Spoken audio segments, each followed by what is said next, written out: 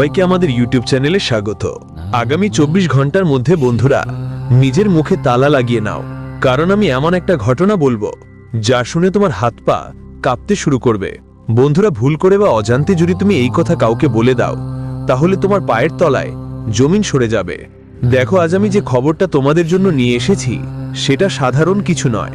যদি আমার ভবিষ্যৎবাণী ভুল প্রমাণিত হয়, তাহলে আমি তোমাদের 1,91,00,000 টাকার পুরস্কার দেব। বন্ধুরা দেখো, এটা আসছে আগামী 24 ঘন্টা একদমই সাধারণ হবে না। বন্ধুদের, তোমাদের জীবনে এই সময় এমন কিছু ওঠাপড়া শুরু হবে যা তোমার জীবন পুরোপুরি উল্টে পাল্টে দেবে। এই আগামী 24 ঘন্টা তোমার জীবনের সবচেয়ে কঠিন সময় হতে পারে, কারণ এমন একটা বিপর্যয় আসছে যা শুধু বাইরেই নয়, ভিতরেও সবকিছু কাঁপিয়ে দেবে। কারণ বন্ধু দেখো, এখন তোমার কুণ্ডলিতে শনি, শুক্র আর কেতু, এই 3 গ্রহ মিলে যে মারস তৈরি করছে, সেই জোটেই তোমার জীবন নষ্ট করার জন্য যথেষ্ট। এবং দেখো বন্ধু, যখনই তোমার কুণ্ডলিতে এই 3 গ্রহের সংমিশ্রণ হয়, তখনই এই জীবনে তোমার অনেক কিছু ছিনিয়ে নেওয়া হয়েছে।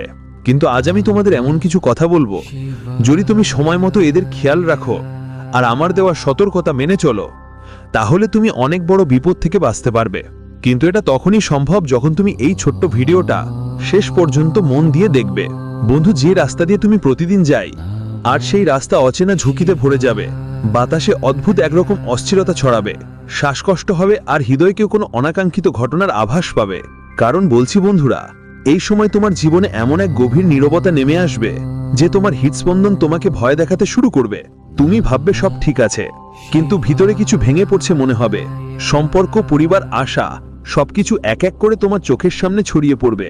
আর তখনই তুমি অনুভব করবে যে ঈশ্বরও তোমার মুখ ফিরিয়ে নিয়েছে। ঈশ্বরও তোমাকে জীবনে কোনো সুখ দিচ্ছে না। কারণ দেখো বন্ধুরা, যখন মানুষের শেষ সময় আসে, যখন মানুষের খারাপ সময় আসে, তখন তার বিশ্বাস সবকিছু থেকে কেড়ে নেওয়া হয়। তারপর সেটা হোক ভগবান, মানুষ বা যে কোনো কিছু। আমি আপনাদের সবাইকে বলি যে আজ পর্যন্ত আপনার জীবনে অনেক কিছু অনুভব করেছেন, অনেক ঘটনা নিজের চোখে দেখেছেন, কিন্তু আজ আমি যে ঘটনা সম্পর্কে বলবো বন্ধু, সেটা আপনি হয়তো জন্মেও আগে কখনো দেখেননি। তাই প্রথমে এই ছোট্ট ভিডিওটা লাইক করে দিন আর কমেন্ট বক্সে লিখবেন জয় মা ভদ্রকালী। অবশ্যই লিখবেন মা ভদ্রকালী, আপনার সব মনোবাসনা পূরণ হবে।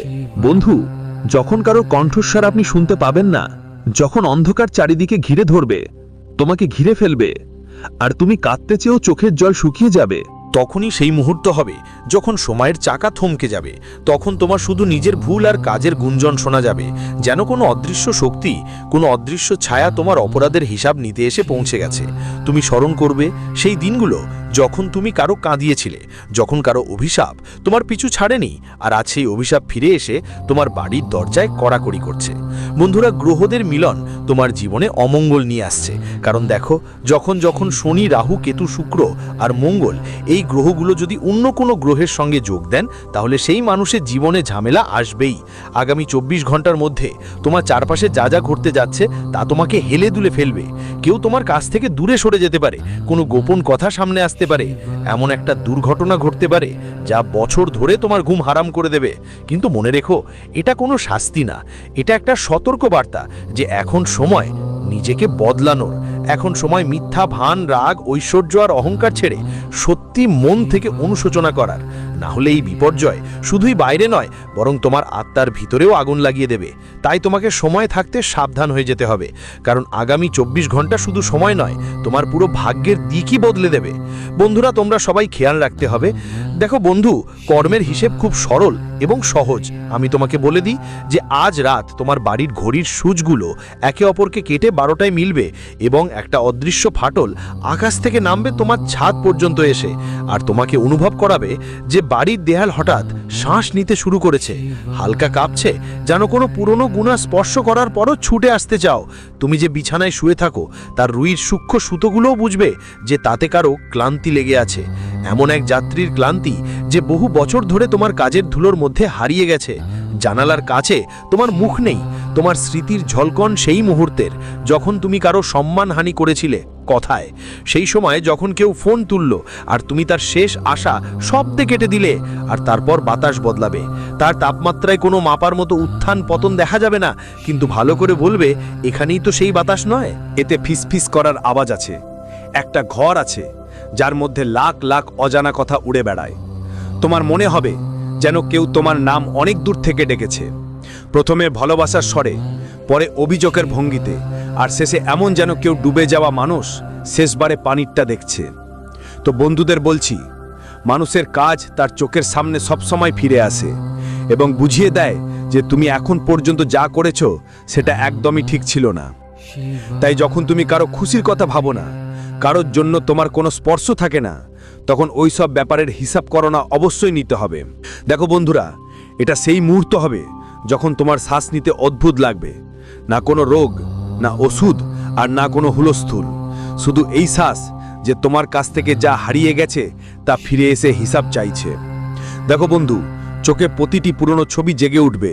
ছোটবেলার সেই ভুল যেখানে তুমি সত্যি পেয়ে সেটা নিয়ে মজা করেছিলে, যৌবনের সেই অহংকার যেখানে তুমি কারো স্বপ্ন ছোট করে পিষ্ট করেছিলে, আর সাম্প্রতিক সেই দিনগুলো যখন তোমার কথায় ঘরে নীরবতার জাল বিছিয়ে দিয়েছিলে, তা এখন ফিরে আসবে।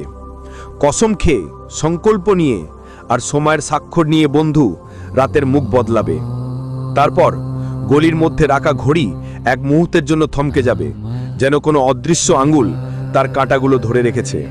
আর তখনই দরজায় 3টে ধাক্কা, ধীরে ধীরে, তারপর হঠাৎ জোরে, এমন একটা আওয়াজ যে বাড়ির ভিতর বড় বড় পাত্র মাথা তোলে। তুমি জিজ্ঞাসা করতে চাও কে, কিন্তু গলার মধ্যে আটকে থাকবে শব্দ। সাহস করে দরজা খুলবে, সামনে কেউ থাকবে না, শুধু মেঝেতে পড়ে থাকবে তোমার নিজের ছায়া। ঠিক ততটাই ক্লান্ত, ঠিক ততটাই তোমার মতো যতটা তোমার হৃদয়। তুমি ছায়াটা তুলে নিতে চাও, কিন্তু ছায়া হাত ধরে না, সে শুধু পিছনের দিকে ইশারা করে। আমি তোমাদের সবাইকে বলছি, বন্ধুরা, তোমাদের জীবনের পাতাগুলো আবার জোড়া লাগাচ্ছে, আর সেই শব্দগুলো আবার তোমার হাড়ে মাংস যোগাচ্ছে। কারণ যেগুলো তুমি আগের সময় হারিয়েছো সেগুলো তোমার কখনোই ছিল না, কিন্তু যেটার পিছনে তুমি দৌড়াচ্ছ আর দৌড়াতে দৌড়াতে নিজেকে কষ্ট দিচ্ছ, সেটাই হয়তো আল্লাহর করুণা দিয়ে তোমার জীবনে আবার ফিরে আসতে পারে। কারণ দেখো বন্ধু, তুমি আগের সময় তোমার ভালোবাসা পেতে অনেক চেষ্টা করেছো, অনেক পরিশ্রম করেছো, অনেক দৌড়ঝাঁপ করেছো। এমনকি তোমার ভালোবাসা পাওয়ার জন্য তুমি তোমার বাবা মায়ের স্বপ্নকেও পা দিচ্ছিলে। আর এই কথা তুমি ভালো করেই জানো, যখন তোমার মা বাবা বলেছিল কিছু হয়ে যাও, কিছু করো, তখনই প্রেম করো। কিন্তু তুমি তাদের কথা না শুনে শুধু প্রেম করেছো। আর আজ যখন প্রেম তোমাকে ছেড়ে চলে গেছে, তখন তোমার ভীষণ আফসোস হচ্ছে যে কাশ আমি সময় থাকতে আমার মা বাবার কথা শুনতাম।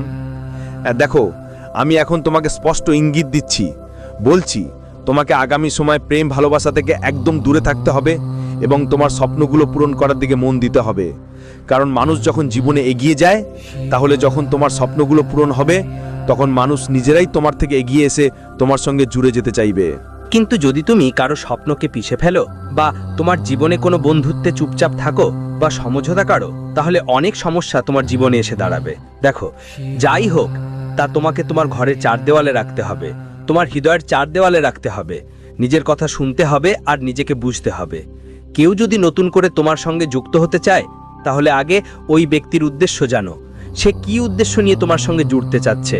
আর বলো, এই সময় মাপ চাইতে হয়, ভুল শুধরাতে হয়, ফিরে আসতে হয়, আর ত্যাগও করতে হয়।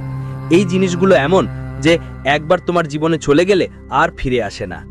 হঠাৎ বুঝতে পারবে, অন্ধকারে প্রথমে মিথ্যা দেখা যায়, তারপর আস্তে আস্তে সত্যি আসে। কিন্তু সেটা ধীরে ধীরে, যেমন সূর্যের রশ্মি জানালার গ্রিলের ফাঁক দিয়ে ঢোকে। সেই বিরতিতে তোমার বাবার ডান্ডি মনে পড়বে, মায়ের থালার টং টং ধ্বনি, বোনের আঘাত, আর বন্ধুর চিঠি, প্রেমিকার নিস্তব্ধতাও এক এক করে ফিরে আসবে। কারণ বন্ধুরা যেই আদালতের সাক্ষী, বিচারক সেই অদৃশ্য শক্তি তোমার হৃদয়ের ধড়কনের ভাষা বুঝতে পারে। তবুও তুমি এখনো সিদ্ধান্ত নাওনি, কারণ দেখো বন্ধু, এই মুহূর্তে 9টি গ্রহ তোমার পক্ষে সাক্ষ্য দিচ্ছে যে তোমাকে তোমার জীবনের সবচেয়ে মূল্যবান জিনিস খুব শিগগিরই পাওয়া যাবে। তোমার জীবনের সঙ্গে জড়িত শত্রুরাও একটু সক্রিয় হয়ে উঠবে, ভাববে এই মানুষটার কাছে সবকিছু কিভাবে এসে গেল, শেষ পর্যন্ত সে কষ্ট না করে কিভাবে পেয়ে গেল। দেখো, যখন কোনো মানুষের সঙ্গে গ্রহের সমর্থন থাকে, তখন তার ভাগ্য বদলাতে বেশি সময় লাগে না। তার ভাগ্যে ঈশ্বর কিছু না কিছু অবশ্যই লিখে রাখেন। আর তুমি দেখবে বন্ধু, এই সময় তোমার ফাঁকা খরচ অনেক বেশি হতে পারে, হয় শখ পূরণ করতে গিয়ে, বা এমন কিছু কিনতে যা তোমার একদমই দরকার ছিল না, তবুও তুমি জোর করে সেটা কিনে ফেলো এবং বলো যে তোমার নিজের পায়ে দাঁড়ানোর খুবই দরকার।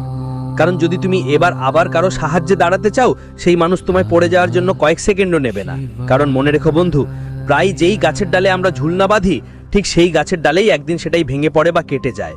কারণ ঠিক এমনই যখন তুমি কারোর উপর ভরসা করেই দাঁড়াও, সিদ্ধান্ত নাও, তখন দেখো সেই মানুষ একদিন তোমাকে মুখ থুবড়ে পড়তেই বাধ্য করবে। আর এক কথা মনে রেখো, এই সময় অন্য কারো সাথে তোমার জীবনের গোপন বিষয় একেবারেই শেয়ার করো না। আমি তোমাদের বলতে চাই বন্ধু, তুমি দেখবে তোমার জীবনে কি পেয়েছো, কি হারিয়েছো, আর কি পাওয়ার আশা রাখো। আর বন্ধুদের জানাই, এই সময় তোমাকে শুধু কঠোর পরিশ্রমের ওপর মনোযোগ দিতে হবে। তুমি কোনো রং, কদ, ভাষা, কাপড় দেখে যদি কাউকে কমজোর মনে করা হয়, তাহলে এসব জিনিস জীবন্ত। তোমার আচরণের স্মৃতিগুলো তাদের প্রতিটি কোষে ধাক্কা দেয় তোমার কাল আর আজকে ঘিরে রেখেছে তারা। না ভয় দেখায়, না সঙ্গ দেয়, বরং দেখায় তুমি কে হয়েছো। ভয় পেও না, হ্যাঁ কাঁপো, কারণ এই কাঁপুনি সঠিক প্রশ্ন তোলে, আমি কি সত্যিই এমন হতে চাই?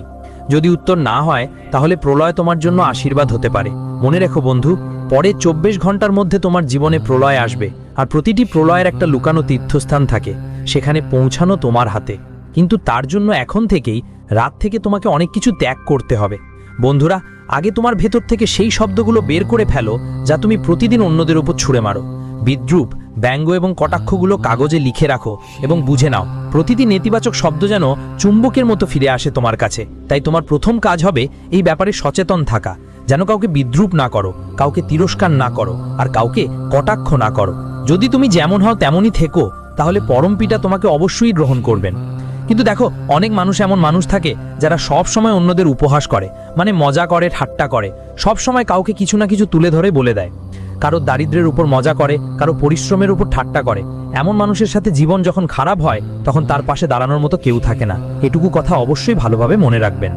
বন্ধুদের জন্য আমি বলেই রাখি, এমন একটা ফোন তোমার কাছে আসতে পারে যা তোমার রাতের ঘুম হারাম করে দিতে পারে। মানে কারো হাসপাতালে যাওয়ার খবর আসতে পারে, বা কারো ডিভোর্স হওয়ার খবর আসতে পারে। একটা ছোট্ট একটা ভুল তোমার জীবনে এখনই বড় সমস্যা নিয়ে আসতে পারে।